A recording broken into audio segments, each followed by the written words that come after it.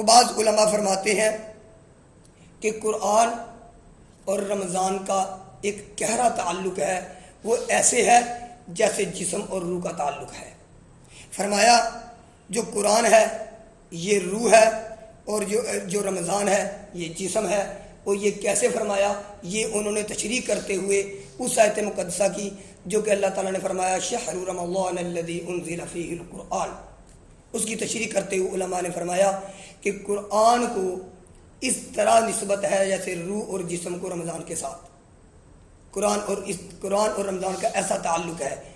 تو اس لیے ہمارے اکابرین یہ فرماتے ہیں اہل سنت والجماعت کے کہ فرمایا فرائض پورے کرنے کے بعد، تراویح ادا کرنے کے بعد، روزہ رکھنے کے بعد سب سے افضل عبادت رمضان میں ہے تو وہ قرآن کی کثرت سے تلاوت کرنا ہے، سب سے زیادہ۔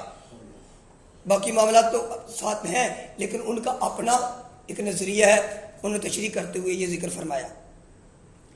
تو رمضان مبارک کا ایک آخری واقعہ کہ رمضان مبارک کی ہمیں قدر کرنی چاہیے۔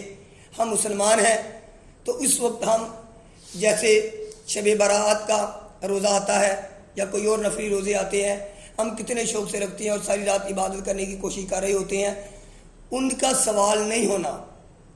وہ مستحب روزے ہیں، نفلی روزے ہیں، یہ فرض روزے ہیں، ان کا ثواب ہونا ہے۔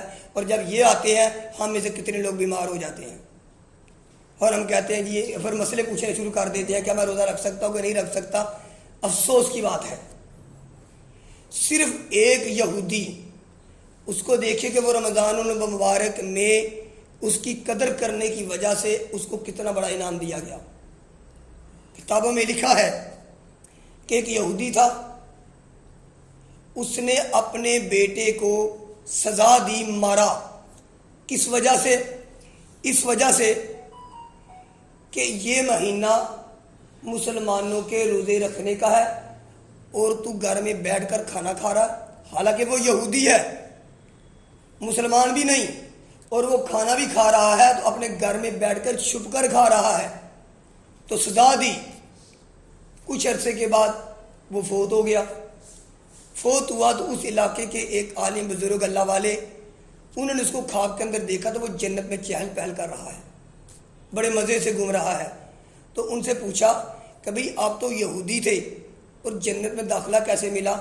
فرمایا میں یہودی تھا لیکن رمضان المبارک کے مہینے کی قدر کرنے کی وجہ سے میں نے اپنے بیٹے کو سزا دی کہ تمہیں پتہ نہیں کہ حرمت رمضان کیا ہے، تو میں نے اس کی قدر کروائی، تو مجھے اس قدر کروانے پر اللہ رب العالمین نے موت سے پہلے کلمہ نصیب فرما دیا اور میں مسلمان ہو کر مرا، اور اس کی وجہ سے اللہ رب العالمین نے مجھے جنت میں داخل کر دیا۔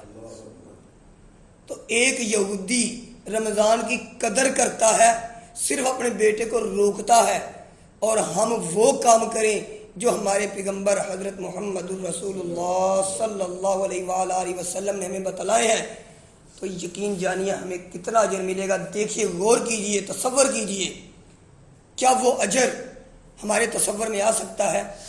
اللہ رب العالمین ہم سب کو، تمام مسلمانوں کو آنے والا رمضان نصیب فرمائے اور اس کی قدر کرنے کی توفیق عطا فرمائے۔